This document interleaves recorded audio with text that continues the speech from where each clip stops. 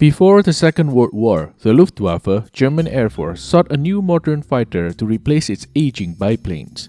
4 companies responded to this request, but only the designs from Heinkel and Messerschmitt were considered sufficient. The Heinkel He-112 was particularly noteworthy, offering generally acceptable flight characteristics and a strong foundation for further improvements. Despite some aspects of the Heinkel He-112 being superior to the Messerschmitt design, it ultimately was not accepted for service. Consequently, only about 100 units were produced. Most of these were sold abroad, while the remaining aircraft were used in Germany for various testing and evaluation purposes.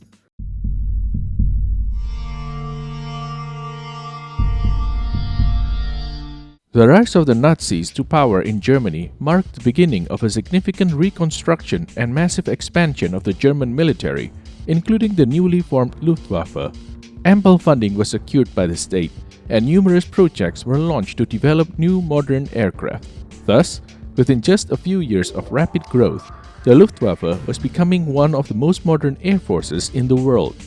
Naturally, a modern air force required capable fighter aircraft, but in the mid-1930s, the Germans were still relying on biplanes. The German Air Ministry, Reichsluftfahrtministerium or RLM, recognized the need for new low-wing fighters to replace these older models. In May 1934, the RLM issued a competition to design a new modern fighter plane capable of reaching speeds of 400 km an hour at an altitude of 4,000 meters. Initially, 3 companies, Arado, Focke-Wulf, and Heinkel, were invited to participate. Interestingly, and somewhat ironically as it turns out at the end, Messerschmitt, a relatively small company at the time, was also invited. Each of the 4 companies was tasked with building 3 prototypes of their designs for testing before a final decision would be made. Arado and Focke-Wulf completed their prototypes AR-80 and FW-159 respectively by the end of 1934.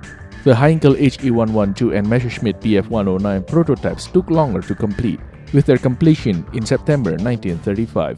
Once all 4 companies submitted their designs, evaluation trials commenced at the German test center in Rechlin and Travemünde in October 1935. Initial testing revealed significant issues with the Arado and Focke-Wulf aircraft, which suffered from mechanical unreliability and a tendency to crash, ultimately leading to their rejection. In contrast, the He-112 and BF-109 showed more promise. Due to shortages of domestically produced engines, both aircraft were initially powered by the British Rolls-Royce engines.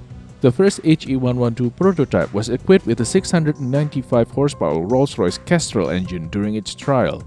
Once completed, the aircraft was flight tested by Heinkel's own test pilot Gerhard Nitschke.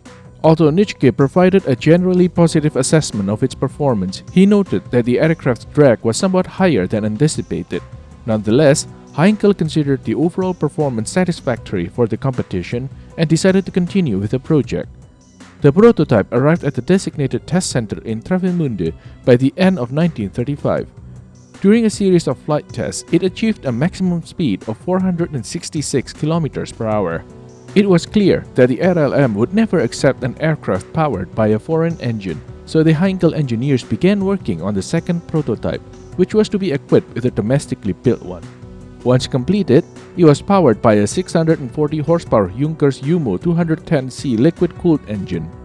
In February 1936, both prototypes were moved to the Rechlin testing center. In early March, a series of dive tests were carried out.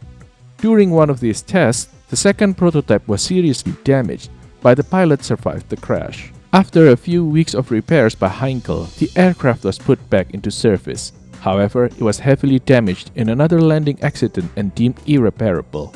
Once again, the test pilot managed to escape without injury. This setback did not prevent Heinkel from participating in the new fighter competition, but it did influence the Commission's opinion of the He-112 to some extent. During the series of test flights, the performance of the 2 competitors were quite similar. Differences that were there were minor, with the BF-109 being slightly faster, while the He-112 had lower wing loading and safer landing gear. The third Heinkel prototype received the modified wings with a reduced profile that were initially tested on the second prototype. Additional changes included increasing the size of the rear tail unit, the addition of a new radiator, and the installation of three 7.92mm MG-17 machine guns. Later, the prototype would also receive a new enclosed cockpit with a sliding canopy.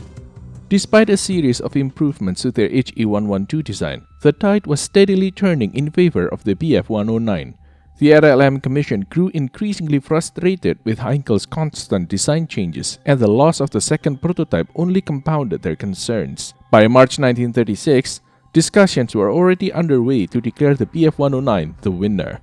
Additionally, German intelligence had informed RLM officials that the British were developing new fighters. Consequently, the RLM was unwilling to risk investing in an aircraft design that could not be quickly put into production, unlike the Bf-109. Although the HE-112 project seemed destined to end, Heinkel's strong political connections secured an extension for further trials. Both Heinkel and Messerschmitt were tasked with building an additional 15 aircraft for testing. Subsequent test flights conducted by various Luftwaffe pilots yielded increasingly positive reviews for the Bf-109. Not only did the Bf-109 demonstrate superior flying performance, but it was also cheaper and easier to produce compared to the HE-112. Given Germany's effort to expedite the production of new fighters, these advantages made the Bf-109 an obvious choice. In late 1937, Ernst Udet, then the director of the RLM's technical development sector, visited Heinkel.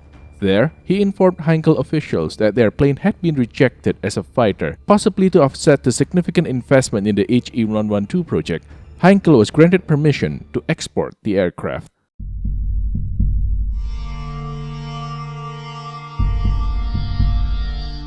Despite this cancellation, Heinkel continued working on the HE-112, improving its design in hopes of regaining the attention of the RLM. The construction of the limited production HE-112A series was still underway, with a total of only 6 aircraft built. The B series, which entered full-scale production soon after, was significantly different from the previous version, introducing numerous changes and modifications. These included a new cockpit design, more powerful armament, alteration to the engine ventilation system, and changes to the fuselage and engine cowling. Various engines were test-bed on the B series to enhance its performance. Ultimately, meager export sales and the RLM's rejection of the HE-112 by early 1939 forced Heinkel to terminate the project. By that time, between 98 and 110 aircraft of this type had been built.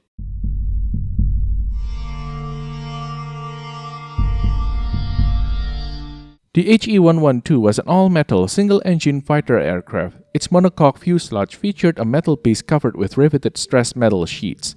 The wing, which was slightly gulled with upward bending wingtips, was constructed similarly to the fuselage, utilizing a combination of metal components covered with stressed metal sheets.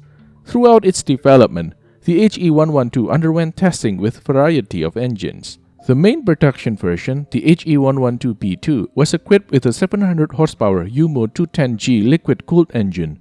This engine enabled the aircraft to achieve a maximum speed of 510 km per hour.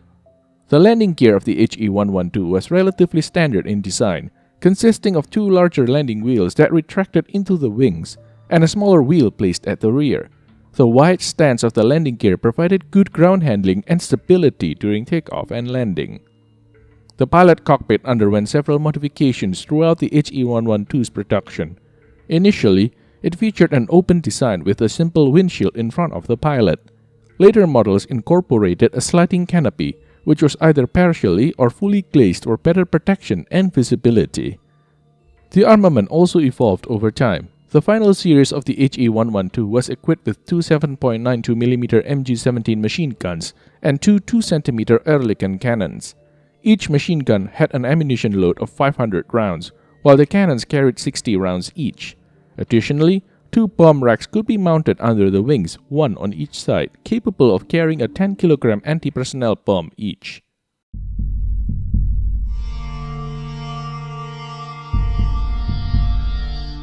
Interestingly, although not accepted for service, the HE-112 would still play a significant role in German aviation development history. Prior to the Second World War, the Germans showed keen interest in experimenting with and developing rocket technology. Dr. Werner von Braun conducted various tests at the Kummersdorf test centers, eventually leading to the creation of the infamous V-2 rocket. However, The development of rocket engines intended for aircraft installation is often overlooked. For this test, the Heinkel company donated some of their HE-112 aircraft, which were supplemented by small auxiliary rocket engines positioned in the rear part of the fuselage. Unfortunately, 2 aircraft were lost during the initial test runs due to exploding engines. The third aircraft was also rigorously tested with a rocket engine. The plane was designed to ascend using its piston engine, then, at a certain altitude, it was to engage the rocket engine, which was positioned at the rear of the fuselage for the 30-second burst. This flight test took place in April 1937 and was highly successful. During the short burst, the plane achieved a speed of 460 km per hour. Thanks to the HE-112, the German rocket engine program received a significant boost, eventually leading to the development of the HE-176 and later the Me-163.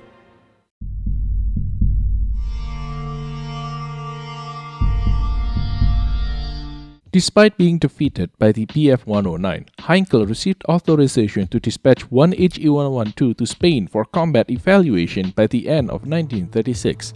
Upon its arrival, it primarily engaged ground targets. Notably, during an assault on the Republican-held Cesena train station, it successfully destroyed an armored car and a tank.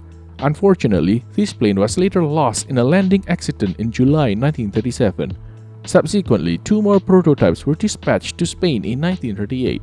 However, one of them sustained damage during initial trials and underwent 4 months of repairs. By the year's end, both HE-112s were returned to Germany.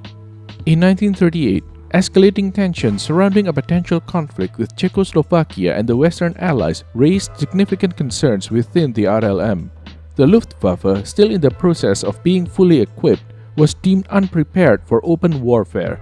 In response, the RLM ordered all available aircraft to be relocated to the Luftwaffe to temporarily bolster their readiness.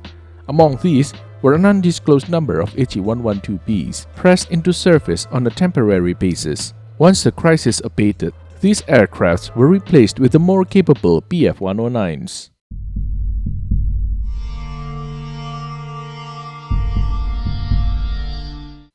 While the HE-112 failed to gain widespread adoption for service, it did achieve limited export success. Spain acquired 18 aircraft following the conclusion of their civil war. In 1939, Romania purchased 30 of these fighters, which saw some combat against the Soviet in 1941 before being relocated to training units. Despite initial interest, Hungary only managed to acquire a few aircraft. In Asia, Japan sought a more modern fighter and initially approached Heinkel regarding the HE-112s. However, due to their unsatisfactory performance, the initial plans to acquire 100 such fighters were cancelled. This concludes our look at the HE-112. What do you think about this Heinkel fighter? Were the Germans right to go with the Bf-109 instead of it? Let us know in the comments. If you like what we do and want to see more, remember to subscribe so you do not miss a single video. Also, don't forget to take a look at our extensive collection of articles on our website, plane-encyclopedia.com. Thank you!